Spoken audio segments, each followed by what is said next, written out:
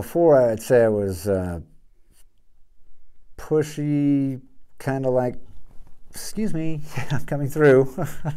I mean, I just had things to do and places to be, and then I was just always just tense and kind of tight, and that's still something I'm working on a ton now, but I would say that was before. Just I was unconscious even of my surroundings. Okay, and of other people. Yeah, and other people or what they were doing. I was just more like. And what? So the results that I got from just like pushing and always moving forward, was fake or pretend or just kind of facades in myself and everybody I was interacting with, because I wasn't taking the time to be real. We were just agenda item, check, move forward. So do you feel like you were lacking in true connections with other human beings? Yeah, so I would have lacked a lot of connection with anybody, really, even including myself. It was just like a kind of an autopilot game of life that was going on that I was just a pawn in, is what it felt like. I just felt like I was going through the motions, and I hoped that the motions all worked out in the end. So I didn't have goals that were like measurable. I was looking for this happiness, or I was looking for joy and peace. I mean, I remember these words of joy, peace, and happiness. I didn't know what those words felt like. And so that was my drive, was I was looking for those things. And I didn't truly find them. You weren't getting the results you were looking for? Not in anything. I didn't. So whether it was money or the right neighborhood or, the right type of vehicles or being on the right board of volunteers or directors of this group or that group or whatever, I was doing all of those things, but nothing was feeling joyful or peaceful or happy. So tell me, from the outside, what did your life look like at that time? So talk about, like, you looked like a really successful person. Man, from the outside, from the outside looking in, I had all of the right pictures up. Which are what? I mean, I had the right house in the right neighborhood, and it was it felt super accomplishing for me to be able to be in this type of neighborhood, and then the right vehicles and the right office in town, and so from the outside, I wanted everybody to look or feel like, man, that guy's happy, his life is good. But what was lacking on the inside of all of that, on the inside, I was like dynamic opposite of that. I was so stressed and just so high-strung and so anxious, and I remember just not being able to sleep at night, or I'd lay down at night and just close my eyes and lay in bed, and I could just feel the thoughts just bouncing off of my skull. It was just annoyingly loud and confusing. I just going to bed at night was a chore. I just couldn't even relax and just go to sleep. So internally, it was just a buzz of just chaos, and then externally, I thought I was matching what I wanted everybody to see of me. Okay, so enter your experience with the horses. So what I really want to know is, like, it wasn't an instant teaching. You didn't just go in and all of a sudden you look in the eyes of a horse and suddenly you're a better observer.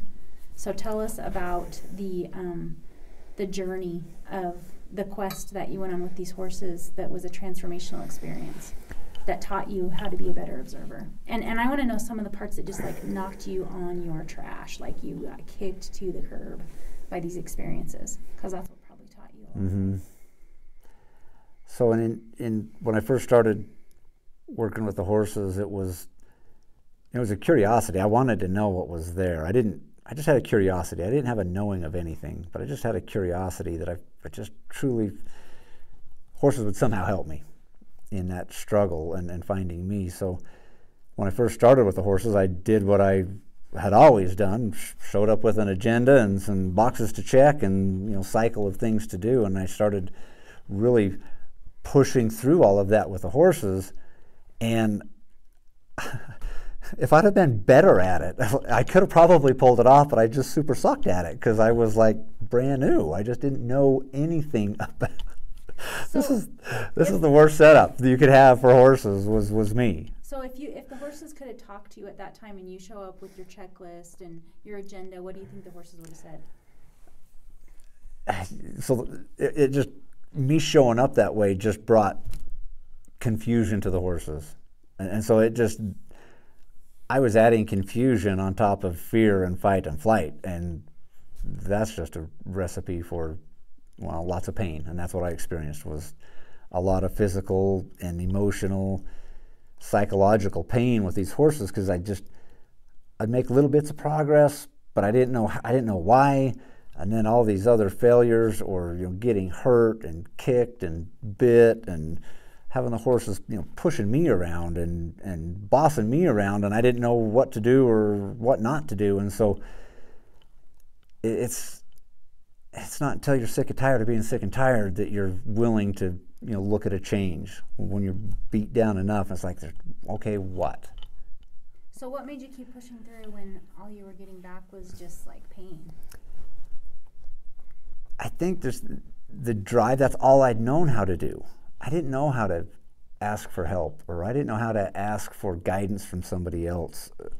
That just wasn't in my psyche. It was just figure it out, go forward, don't show any weaknesses, don't ask any questions, put up the best fronts and images that you can, and just go, and then things will work. I mean, that's what I've done for 25 years. So now I've tried that with these horses, and they were just like, oh, hey, dude, we don't work like this. Welcome to life. And they just couldn't deal with my fakeness. Okay. It's just they don't deal that way, so it couldn't work. So tell me about like what it looked like you showing up fake to the horses, like just like describe a character. Just describe to me how you showed up to the horses, like in a fake way. Like what did the caricature of you look like? You're like, I'm going to be this horse trainer, and I'm going to show up, and I'm going to... So it was like, okay, well, I got this tool thing that the YouTube guy said you needed to have, and you got to hold your shoulders like this, and, just all of these mechanical things, but I didn't know the why. And so it was just set up for disaster, because I didn't know the why. I was trying to do the how without knowing the why. And so... It didn't match for the horses, because the horse is always in kind of in the why state. If you can answer the horse's why of things, then it works. So I don't know, it just got super confusing, and that I was trying to do it man way, and I just didn't get the subtlety of the horse. I just didn't know how to be subtle. Can you think back on one of the first times that it clicked for you that I actually have to step back and observe and be specific about like what horse it was, what the experience was, where you're like, oh wait, I think this is going to be really different than I thought it was going to be?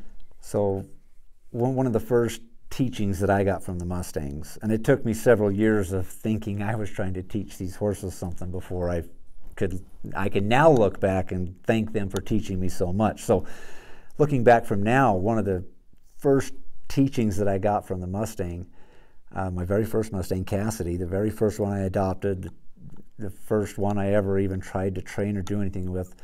So we were in a round pen, and I was doing what you see other people do on videos, round penning, sending your horse around in the round pen, and getting their feet moving. Anyway, so I'm doing that, and I feel like we're getting along pretty good. Like, okay, I can feel her timing, I'm with her, and I'm just tracking around with her. We're in rhythm with each other, and I'm moving along, and my phone rings that's in my pocket. So I'm right there in time with her, and then my phone rings. And right when my phone rings, physically I stay in time with her, and I physically turn and keep going with her, but mentally my mind went to, who's calling? And when my mind went to who's calling, instead of being focused on the horse and what we were doing, when my mind shifted to who's calling, my eyes were still on the horse, but the horse stopped. Just stopped trotting, and then turned and looked at me as if to say, or the message that I got was, if you're not willing to pay attention, why do you want me to? And then I just stood there and stared at her, and I was like, did you just speak something out loud to me? I mean, I had to like stop and go, what did I just hear something? Did she just tell me if it's not worth my attention, it's not worth hers? And I like had a total mind just derailment, because I heard it. It was just a knowing in my mind, so I couldn't. After I just took a few breaths, I was like, it had to have came from the horse. Where else would that have come from? And I just stood there in bewilderment and confusement. And so that was one of the very first like spiritual awakenings, or a communication, an intuitive communication that just opened, and the horse just gave me a quick little taste. So did it immediately change your approach? Like, well, were you like, I'm going to try something different here? When that phone rang, I paused in my mind long enough to ask the question, I wonder who it is, instead of just the phone ringing and me just grabbing my phone and hello, because I would have missed that entire learning, right? Because I would have just been in my normal thing. So when it rang and I paused for just a moment to allow the question of I wonder who that is, created the time and reality for the horse to teach me. But I had to pause. And then I had to be observant of that setup. Like after I heard it, I had to like just, when my mind was just totally confused, because I hadn't felt that before from an animal. And so I had to just sit there with that and just let the pieces kind of line up. And it took a little, I don't know, whether it was 10 seconds or 4 minutes, I don't know. Somewhere my mind put the pieces together and said, that message come from the horse. So I had to just be observant. I just had to be there and not label it and not judge it, and just let it formulate. And then I got that learning. And so off of that, when little things happen with the horses, I just try to just stop all reality and just stop time. And just, what happened? Take note. Yep. That happened, and then that happened, and then that happened, and then that happened. And you're putting those connections all together. And it's just in that observing, then that helps me ask and understand the questions of why things are happening, or why the horses behave the way that they do. Okay, so then there's another step past that. So did you complete, after you observed that and you kind of said that happened, that happened, that happened, did you change your approach with the horse? Entirely. So after I put all the pieces of that together, and so what I learned from that was that the horses will be just as focused as I am. So if I want a laser focus learning opportunity for both of us, then I've got to be laser focused and be 100% there. And then it can happen. And if I'm only 50% there, then I'm probably going to get 50% of 50%. I'm going to get 25%. But if I'm 100% there, I'm going to get 100%. And so that has taught me, so when I'm working with the horse, me and the horse, we're in our own little world, and we just have our own little bubble that we're in, and I'm like, we're here. Nothing else matters. Nothing else out there exists. And what kind of results are you getting because you decided to do that? Phenomenal results, because I'm able to be 100%, as much as I can. I don't know if I'm 100% focused, but I'm intensely focused with the horse, and I hope I'm building to be 100%. But the learning becomes really fast, and it's long-term learning for the horse. We don't have to do it 27 times for the horse to get it. A couple of times, because we're 100% in, done. Move on to something else. So the learning is, for me and for the horse, but it's just a fast track. And I think that's why I've been able to go from where I was 5 years ago, barely able to do anything with a horse, to where I'm at now 5 years later. And we're doing great things. We're doing marvelous things with horses. So Okay, I love hearing about what you're doing with the horses. What I would also love to know is, Because that sounds like amazing relationship skills, maybe like in a marriage or with your children or whatever. How has that same learning that you learned from the horse transferred over into connection with human beings? That brings us full circle to what we talked about in the beginning, that you were just kind of plowing through life with an agenda. Has this been able to kind of bleed over into your relationships with human beings that you care about? So how this gets interpreted into my everyday life with like my wife and kids and family and friends and business associates, it has changed so much in how I view those settings now. So I can be, if I'm in a social setting with 2 or 3 or 5 people and somebody's having a conversation, it's blatantly obvious to me who's in and who's out on the conversation. I can just spot the fakeness, and I'm equally as part of it, because there's a lot of conversations that I'm like, this just isn't for me. Or the distraction, like people are distracted. Yeah, and so then it's just easy for my mind to just, I can see your face moving and you're talking, but I'm just out. And I see that when I'm talking to people too. So if I'm talking and I notice that 2 or 3 or 4 are just totally checked out, I notice it and I'm like, hang on, what did I say? Or I want to try to enroll everybody back in. So I'm very observatory at a subtle level that I don't always know I'm observing. But if I go back and observe it, I'm like tuned in. I'm just having like a touch on everybody that's kind of around in a weird way. But so just like with the horses, you decided you're going to be all in with the horse. Have you decided to do that with your wife, with your kids? Like, tell me how your relationship is different with your closest in relationships, how they were before and how they are now.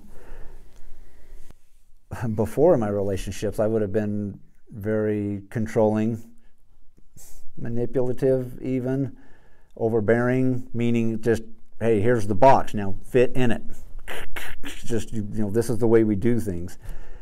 Now I operate much more from a space of, all that's really important to anybody is, do they feel safe? Do they feel mentally safe with whatever we're doing? And so I don't care what the thing is, but as we talk or share, I'm watching and reading whoever it is, and I see those little sparks of fear or questions in their body language, I'm like, no, they're not ready. They won't be 100% in if we continue. They're not ready yet. They're not bought in. So that I notice that stuff a lot. So I set up my conversations with my kids and my wife, and it's funny, they tease, like, Dad, don't do your horse stuff on me. And I'm like, oh, I was doing my horse stuff on you for 3 days. You're just now catching up. And so it's just applying pressure and then waiting for the other party. Pressure is just the invitation to solve the issue or solve the problem or lower the stress. So pressure just gets applied, and then it's, all right, how do I get this to come down a notch? So I do it with my kids, and here's pressure. If you don't have passing grades, then here's the pressure. Mm-hmm. And then I let them figure out how to pass the grades. Or the other way around is, hey, I'm going to force you. You got to sit down and do your schoolwork, and I'm going to just be on you just every step of the way, cracking the whip, and force you to pass your grades. Well, that's a struggle. There's no creativity for that person to get to the end. But if we can just set up a little bit of pressure and then work together on how do we get to the end.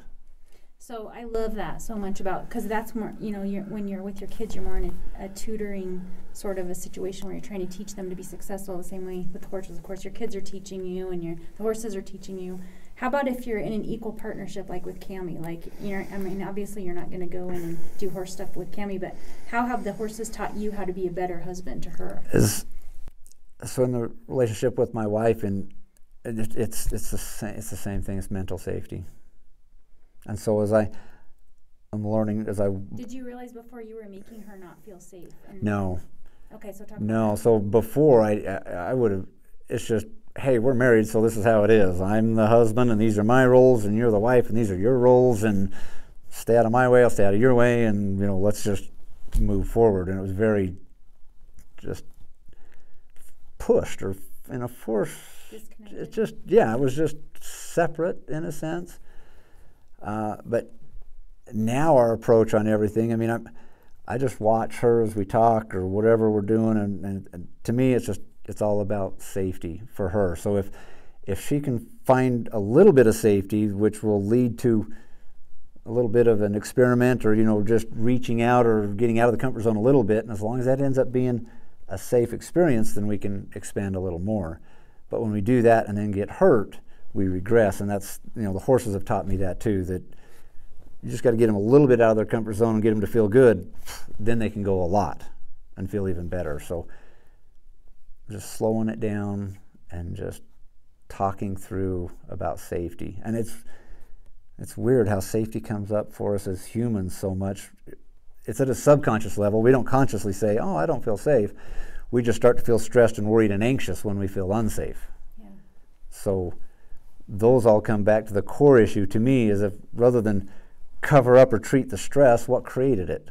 Well, it was a safety issue somewhere. So let's just go back and where did the safety issue start, and let's get that safe, and then that stress will go away. So does that help you? And because even at yeah. Well, when I was first working with the horses, I thought it was me bringing this information to the horse, and hey horse, you got to figure this out. I'm going to teach you. We're going to. I've got the information that you need, kind of an approach.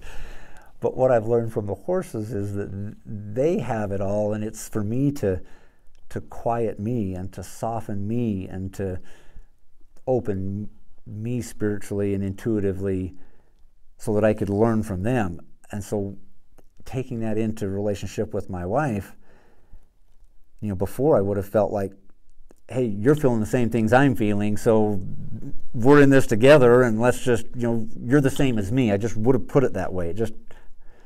But what I've learned now from observing and being with the horses is now I can learn so much from Cammie as I allow myself to soften and to be open to her thoughts, her sharing, her feelings, and then I can bring those into me to connect with those, which I never would have done before.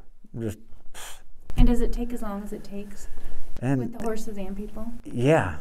I mean, and gosh, I can't even, how many times with horses, just waiting and waiting for that softness and that, we finally just both relax together.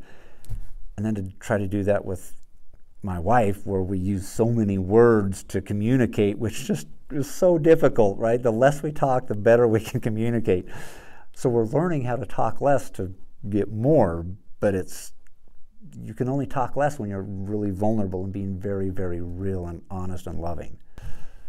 So one of the key things that for me to maintain my man card and to still try to keep this, this rough and tough cowboy image is that something I've learned from the horses is that vulnerability is the new badass. And so, the softer, more vulnerable I can be with the horses and with my wife and my kids and my people in my life, the closer and the tougher and the stronger our connections are. And it's just a whole complete 180 look at life now from this perspective of vulnerability, of softness, of openness, of connectedness, of sharing, of intuition. That's an entirely different world. And therefore, we're getting entirely different results than what we did in the previous, 25 years of our marriage. Now we're getting entirely different results. So, lots to learn.